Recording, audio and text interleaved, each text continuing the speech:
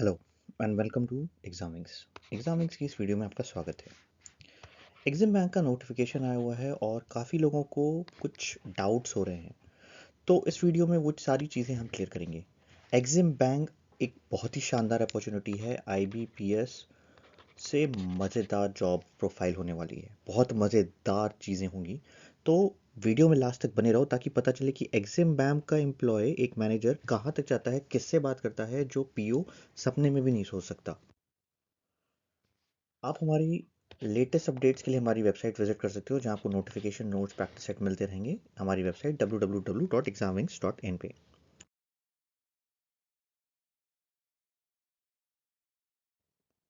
देखो, जो अभी वैकेंसी आई है उसके बारे में अगर मैं बात करूं तो आपको बेसिक चीज़ें पता चल गई हैं, फॉर्म भरना है, ये सारी चीज़ें। तो अब सैलरी की थोड़ा बात करते हैं। तो आपको स्टाइपेंड मिलेगा 65,000 रुपये।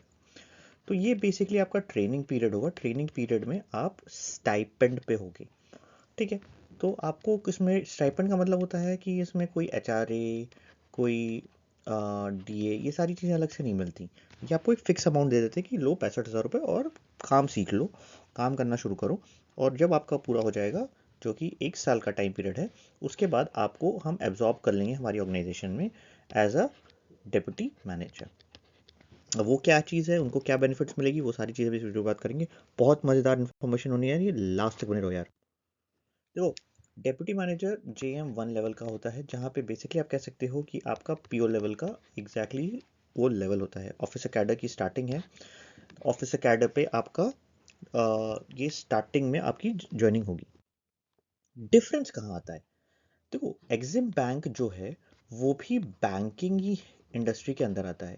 तो जो terms and condition basic follow करता है वो यही है। दैट इज़ 48,000 के आसपास आपकी स्टार्टिंग पे होगी। उसके बाद 2,000 का इंक्रीमेंट मिलता रहेगा जब तक वो 62,000 मिलेगी। ये तो बेसिक स्ट्रक्चर है, आप जानते हो। स्टार्टिंग बेसिक पे आपकी ये है। जब प्रमोशन अगर नहीं होता है तो जेएम की मैक्सिमम जो ग्रेड पे होती है वो 85,000 तक पहुंचती है, बेसिक पे, सॉरी। अब हम एक कैलकुलेशन देख लेते हैं कि कहाँ पे आपको सैलरी में क्या क्या एक्स्ट्रा बेनिफिट मिलता है। देखो, बेसिक पे तो सेम मिल जाती है। डीए आपको डिपेंडिंग ऑन कि आप कहाँ पे हो, वो क्वार्टरली हर समय बढ़ता रहता है। हर 3 क्वार्टर पे प्लस होता, अरे हर 3 मंथ पे प्लस होता है या माइनस होता रहता है, डिपेंडिंग ऑन। और माइनस तो बहुत रेयर होता है। एचआरए आपका फिक्स है, जो डिपेंड करता है कि आपके शहर में हो। 8 से 12,000 रुपये के आसपास आपको वहाँ मिलेगा। ये सीसीए और एलटीए, ये एक्स्ट्रा आपको अमाउंट मिलता है 2,000 से 5,000, डिपेंड करता है कहाँ पे आप पोस्टेड हो। एस्टिमेटेड मान के चलो 82 to 95 आता है बिफोर डिडक्शन। आप आराम से 90-95 प्लस पा रहे हो। स्टार्टिंग स्टार्टिंग अच्छी सैलरी है यार। और पीओ से ये थोड़ी ऊपर ही रहती है, कुछ हज़ार। और लॉन्ग टर्म पे तो इनके बेनिफिट्स बहुत आगे जाते हैं। अब देखो, यहाँ पे आपको जो इन हैंड मिलेगी वो 75,000 से 85,000। और जब तक आप ज्वाइन करोगे ना, देखो अभी आप ज्वाइन करोगे, उसके बाद 1 साल आप प्रोबेशन पे रहोगे। जब आप 65,000 पाओगे, तब तक आपका ये डीए तो बढ़ जाएगा। डीए अपने आप अमाउंट बढ़ जाएगी।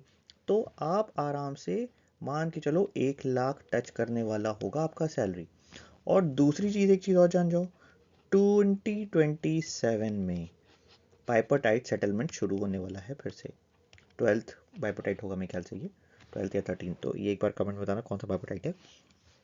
तो भाई, आपका प्रोबेशन जब तक ख़त्म होगा, ये और ये मर्ज हो चुके होंगे मोस्ट प्रोबेबली। तो बहुत चीज़ें बदल जाएंगी। 1 लाख रुपए तो बहुत कम बोल रहा हूँ ब्रो। 1 लाख से ऊपर पाओगे। ये चीज़ें समझो, मज़ेदार चीज़। अब पर्क्स एंड अलाउंस की बात करते हैं। तो ये सारी चीज़ें तो मिलती ही हैं। आपको एलटीए मिलता है, सीसीए मिलता है, जो कि आपको बाकी जगहों पे नहीं मिलता। स्पेशल वेरिएबल अलाउंस मिलता है, आप किस रोल पे हो। अदर पर्क्स में आपको हाउसिंग अकोमोडेशन ज़्यादातर क्या है। यहाँ एक अच्छी चीज़ ये है कि एग्जिम बैंक, देखो सब जगह नहीं होता। एग्जिम बैंक में आपकी पोस्टिंग किसी भी टीयर 2 या टीयर 3 सिटी में नहीं होने वाली है। हमेशा बड़े शहर में होगी। और वहाँ पे अपना उनका खुद का बैंकिंग का हाउसिंग फैसिलिटी होती है, तो एक अच्छा ऑप्शन मिल जाएगा। प्लस आपको चीप लोन रेट्स होंगे, जहाँ पे हाउसिंग, व्हीकल्स लोन्स, ये तो आपको वैसे बाकी बैंक में मिल जाता है, लेकिन इनके यहाँ परसेंटेज और अमाउंट काफ़ी अच्छी है। Plus health care and medical benefits आपको मिलती ही मिलती है। तो सारी चीज़ें मिला के जो अप्रॉक्सीमेटली सीटीसी पहुंचेगी वो 17 लाख के आसपास पहुंचेगी। तो आप 12 लाख रुपए सैलरी प्लस 4-5 लाख रुपए का अदर बेनिफिट होता है आपका। और ये अभी मैं बता रहा हूँ, तुम ये सोचो ना, अगर तुम 2026 में सेलेक्ट होते हो 2027 में तो भाई बाइपोटाइट सेटलमेंट के बाद बढ़ जाएगा। मैं कहता हूँ चलो 2 साल और लग जाता है, तो आप भी तो मिड में आपका बाई मतलब 1 साल कंप्लीट होगा अगर सारी चीज़ें ठीक रही तो। और एरियर भी तो मिलता है, अगर जब भी अगर मान लो थोड़ा सा टाइम लग के आपका सेटलमेंट होता है तो एरियर तो मिलेगा आपको, तो पिछला पैसा मिलना ही है। तो 27 से तो 1 सवा लाख रुपए तो आपकी सैलरी कहीं नहीं गई है। अब बात करते हैं ग्रोथ पैटर्न की। देखो सबसे स्टार्टिंग में आपका जो होगा वो मैनेजमेंट ट्रेनिंग, जो ट्रेनिंग पीरियड में आप कराओगे, मैं MT जिसको कहते हैं। उसके बाद आप जूनियर मैनेजर लेवल पे आ जाओगे, जहाँ पे आप डिप्टी मैनेजर बनते हो। तो यहाँ आपका करीब करीब 3 से 5 साल, जनरली 5 साल लगता है। फिर यहाँ पे भी 5 साल, 3 से 5 साल अगर आप फास्ट प्रोसीजर्स होते हो, 3 से 5 साल, यहाँ पे अप्रॉक्सीमेटली 5 साल लग जाता है। तो अगर आप 25 की एज में जाते हो, तो 25 के एज में 26 पे आप यहाँ पे आ जाओगे, 26 31 यहाँ पे होगे, या मान लो 34 33 मान लेता हूँ, क्योंकि कभी कभी थोड़ा सा लेट लग जाती है स्टार्टिंग में। उसके बाद फिर 5 साल 38, 44, 48 या 49 चल लो, 55 तक आप जनरल मैनेजर होगे, और 60 तक। तो अगर जॉब प्रोफाइल की थोड़ा सा बात कर लें, ओवरव्यू क्या क्या होता है, तो आपको काम क्या करना है। देखो एक PO बेसिकली ब्रांच लेवल पे क्या काम करता है, लोन के लिए काम करता है, अकाउंट के लिए काम करता है। बट यहाँ पे आप बड़े लोगों से बात कर रहे होगे। एग्जिम बैंक का काम करना क्या है, एग्जिम बैंक एक्सपोर्ट इंपोर्ट के लिए काम करता है। मतलब बिजनेस ओनर्स, बिजनेसमैन, वो भी बड़े बिजनेसमैन, बड़े बिजनेस ओनर्स, आपका क्लाइंट इंटरेक्शन होगा। आप बड़े बड़े ओनर्स से बात करोगे, रिलेशनशिप मैनेजमेंट में आपको काम करना होगा, which is very lucrative, which is very wonderful job. Export import finance operations में आप काम कर रहे होगे, जिससे आपका एक्सपोजर बढ़ेगा। क्रेडिट एनालिसिस, रिस्क असेसमेंट के बारे में आप काम करोगे, जिससे कल को आपको हायरार्की में आगे बढ़ने में भी हेल्प होगी। साथ ही साथ इंडस्ट्री में अगर कल को आप बाहर जाना चाहते हो ना, फॉर मल्टीपल रीजंस, कि मुझे फॉरेन में जॉब करनी है, अच्छी जॉब करनी है, भाई बहुत सारी अपॉर्चुनिटी खुल जाती हैं इसको करने के बाद।